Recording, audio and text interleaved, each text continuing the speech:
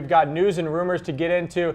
And first and foremost, the Cowboys are looking for a new linebackers coach, Tom. Yeah, Matt Eberflus is taking the job with the Indianapolis Colts. This was kind of a strange one, the way it was not maybe officially announced, was his wife had posted on Facebook a photo of them with a big old Colts logo on it. It's a dead giveaway right there. So the thing about it, though, the Colts actually don't even have a head coach to hire a defensive coordinator still. But they do, because it's going to be Josh McDaniels. Look, this is basically a done deal. They just can't officially agree to it because of, well, McDaniels is still coaching as well. Yeah, so the Cowboys are looking for a new linebackers coach. And Tom, there's actually more to this story because the Cowboys might have actually offered him a defensive coordinator's position. I don't even think it was a might. They did offer him a defensive coordinator's job because that's what the Cowboys wanted to do with Matt. They wanted to keep him in line for an extended period of time. They didn't let him interview last year for the 49ers job because they wanted him to stay. Yeah, we're going to talk more about this. Of course, let's get into our rumor meter. You see the stars up on screen, and this is what the stars mean. 0 stars, the Eagles Super Bowl rings. It's not getting to 1, people. It's not happening this year. It's fake news in honor of our 45th president. Of course, the fake news awards were last night, Todd. Such a disappointment. 1 star, so there's a small shred of truth. 2 stars, the people are talking. 3 stars, it's pretty likely. That means a rumor, it's probably going to happen. Yeah. And then 4 stars, that rumor is going to happen. Whether or not it's actually news yet, we'll see. But 4 stars, Dez caught it. It's a fact. All right, back to Eberflus here, Tom. 4 stars. Yeah, and this is that we again mentioned that he's going to go to the Colts, and then we also discussed just a little bit ago about how Matt Eberflus was offered the defensive coordinator job by the Dallas Cowboys, and this was what they wanted him to do. They didn't let him interview for the 49ers defensive coordinator job last year, and they said, hey, why don't we go ahead and offer you the defensive coordinator job here? We'll move Rod Marinelli into the assistant head coach role, and give you the job. And let you have that year of development, setting up Marinelli's retirement after the 2018 season. Oh, exactly. So we're giving that one 4 stars because that one definitely did happen. There's another one here, Tom, about Eberflus. Did he turn down the job because of loyalty? Yeah, well, we'll get to that one as well. And this was fascinating for the Cowboys because Todd Archer had originally reported, and we'll get to this graphic here, this is the next one that we're talking about here, with Eberflus, that he said he didn't want to do it because, I didn't want to step on Rod Marinelli's toes was the verbiage used in Todd Archer. I think he just wanted to leave. Which I do partially agree with, and that's why we're giving it 2 rumors, but there's a lot more going on here for Eberflus because, A, would you rather be the DC, and let's put DC in quotes because, let's not kid ourselves here, Marinelli was still going to have a lot of input on the defensive coordinator job. And would you rather go join Josh McDaniels at a coaching staff where you've got long-term job security, or would you rather stick with Dallas, which may or may not be a sinking ship as a coaching staff? Yeah, I don't necessarily blame him for the move. I think the Cowboys made the right play in offering him that defensive coordinator's job to keep him around. So, that's the Matt Eberflus portion of the news and rumors here. 3 news and rumors around Matt Eberflus, the former Cowboys linebackers coach. Let's move on to the offensive side of the ball.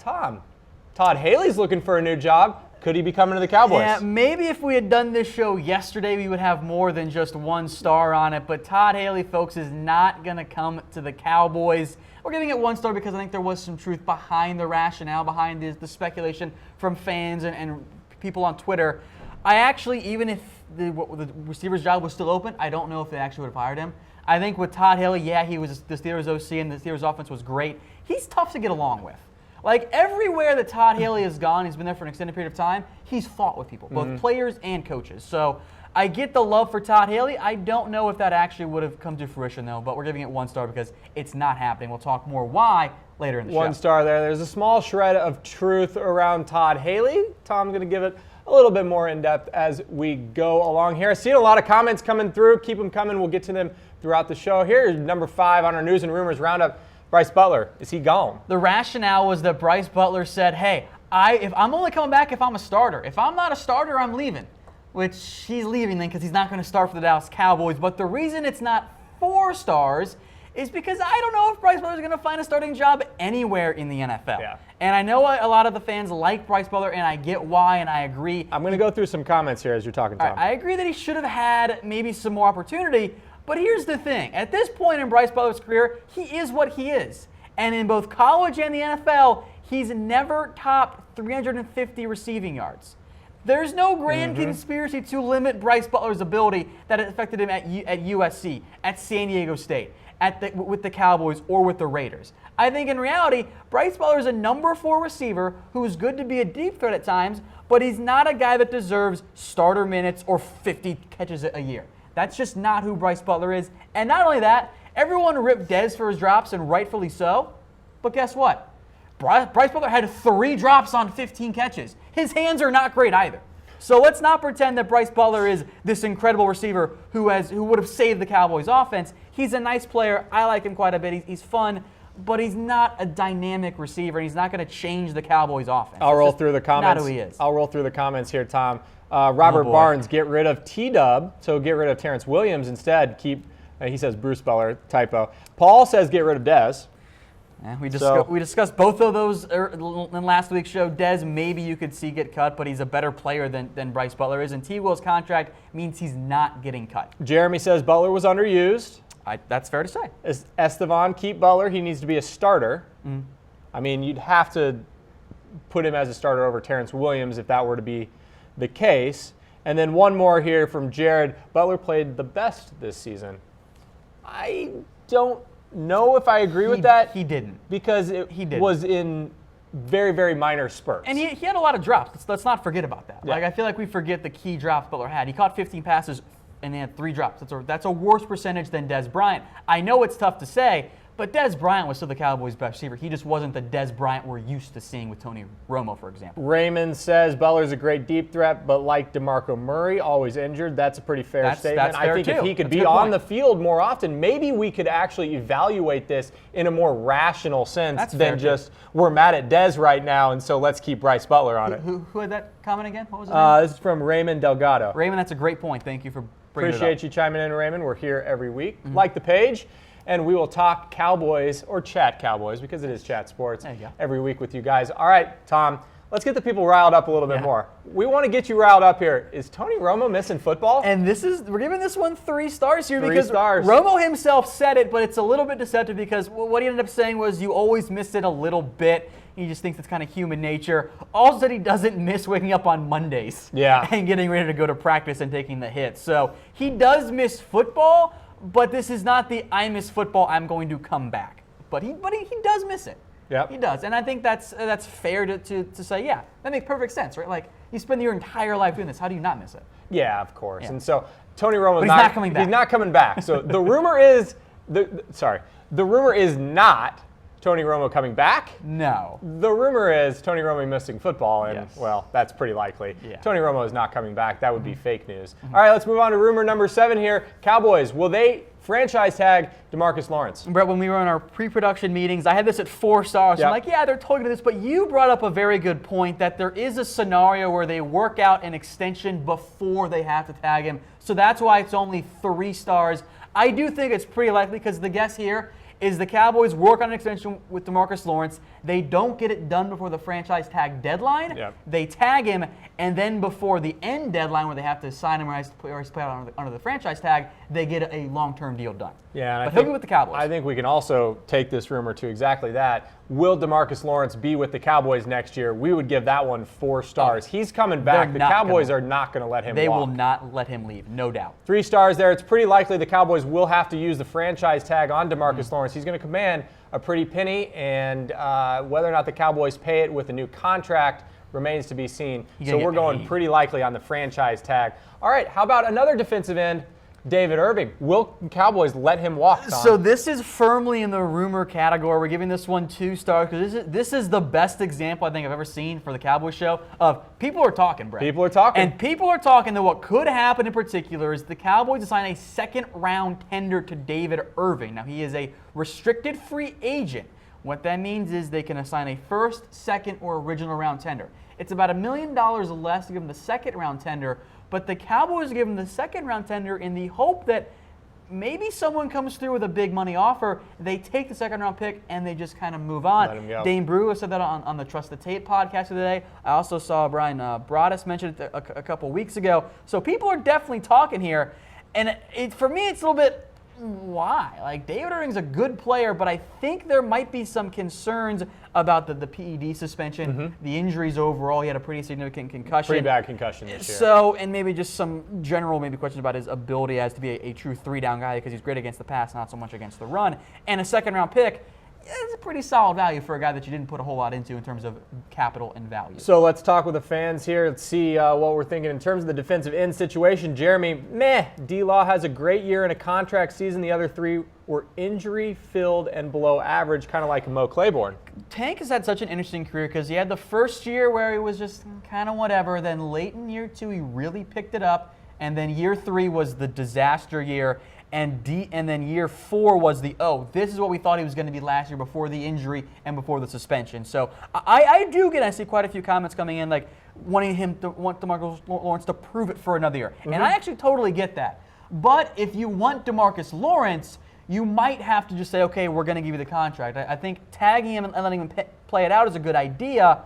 Tank might take some offense to that at the same time, and then you run the risk of losing him, or you run the risk of his contract becoming even higher. Yeah, and you could even get into a situation where, okay, say he does go and prove it. Yeah. Then you're in a Kirk Cousins situation. Do you tag him again, make him prove it again? What do you do with it? Yeah, I agree. And so lots of comments coming in here. We get to some of them. Dude in blue needs to be replaced.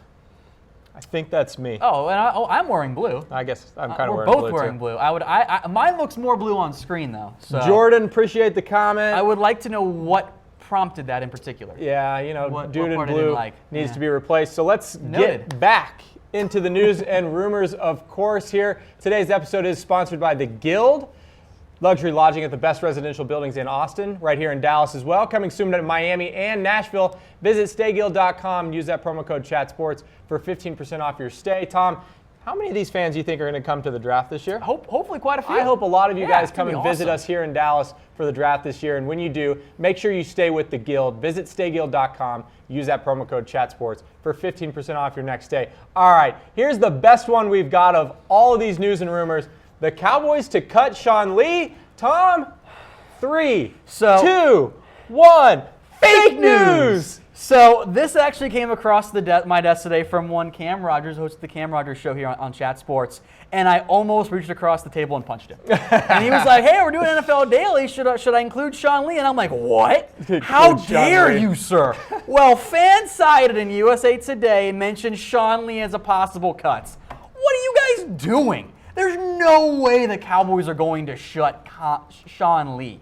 You can save, I know, $7 million before making a post-June 1st cut, but under $4 million if you do it. And why would you do that? Why would you cut the most important player on your defense? I know that there are the injury concerns, but it's not like his contract is outlandish by any means. Like, you keep Sean Lee without a doubt. I was so mad when Cam did that, and I kind of felt bad because I did. Don't blame Cam. He's just the messenger. I did almost shoot the messenger. Let's blame who we need to blame here. FanSided. Well, should the Cowboys cut Sean Lee to keep Anthony Hitchens? The Cowboys shouldn't cut Sean Lee to keep Anthony Hitchens, too. Oh, my God. All right, we're through 9 news and rumors. Mad. Tom is not feeling too good about that one. We're calling it fake news anyway. All right, number 10 here, Sanjay Lal. He's a new wide receivers coach. This hasn't been officially confirmed, but it's been reported. It's going to happen. First reported by the Dallas Morning News. Pretty much everyone else has said, yeah, this is going to be a done deal as well. So it's getting the 4 stars. This also means Miles Austin will not be the wide receivers coach. Also means Todd Haley's probably not going to join the staff either. Right. So interesting hire. It's not the sexy Todd Haley name. It's not the known name of Miles Austin. But look, Sammy Watkins is pretty high on him. So yeah, I guess Sammy Watkins' best season was in 2015 with Lal as the wide receivers coach in Buffalo, and he's continued to say nice things about Sanjay Lal, even though Watkins is now with the Rams. He hasn't been with Lal for several years. Sammy liked him. Robert Woods also had a better year once he left Buffalo and once Lal was no longer the coach. So I don't really know in the end, what to maybe really give this, but he has a lot of experience as a wide receivers coach. I think that matters. I also think it means more for the overall staff construction. They're not just promoting the Scott Linehan assistants and the young former Cowboys players. They're going out and getting outside guys to bring in new voices if Lal actually gets some input in the way the offense is run. So it's actually been kind of interesting. We have a reaction poll up here. Go ahead and grade the Sanjay Lal hire as wide receivers coach. I'll let Tom do it here in a second. But it seems like the Cowboys coaching carousel has gone over the course of the last 2.5 weeks from, Scott Linehan is getting more power to let's slow the train a little bit. Let's pump the brakes, yeah. It's been fascinating, and we'll talk about the defensive side of the ball here in just a little bit. And it looks to me like the Cowboys are not just saying, all right, let's just promote our other guys. Let's go out and get some other names and get more input on the staff and really kind of tweak some of the stuff opposed to just doing what didn't work last year, especially on offense. Tom, grade the hire here.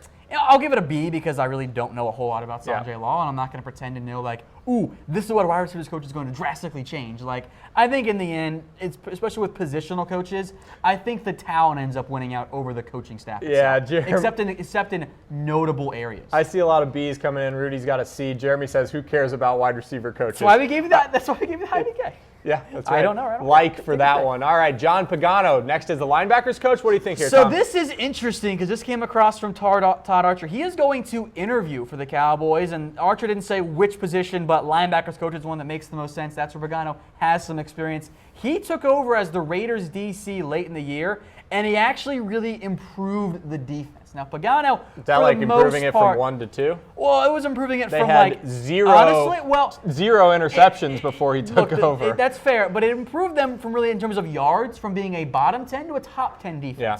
And the Raiders defense looked a lot better against the Cowboys than we thought they were going to look, and I think Pagano deserves some credit there. He was a good DC for the Chargers. It's kind of unfortunate he's kind of been the victim of not picking the right guys to be the head coach with because Chargers guys got fired, Raiders, Jack Del Rio got fired. I actually like Pagano quite a bit, and I think that maybe you could have some Jack Del Rio input here as well because Del Rio and the Cowboys staff are somewhat close. I think Pagano as linebackers coach makes a lot of sense, but he's going to draw a lot of interest. That's why it's only 2 stars. He's going to have interest elsewhere. He might go somewhere else. People are talking. Who else people talking about for the linebacker spot there, Tom? There hasn't been a whole lot of names out there, but this is still very early in the search because Matt just left. So you're going to see more names, I think, on next week's show. All right, one more coaching position to get to here. And we've got our coaching graphic updated for you after this one. Ray Horton, the next defensive backs coach.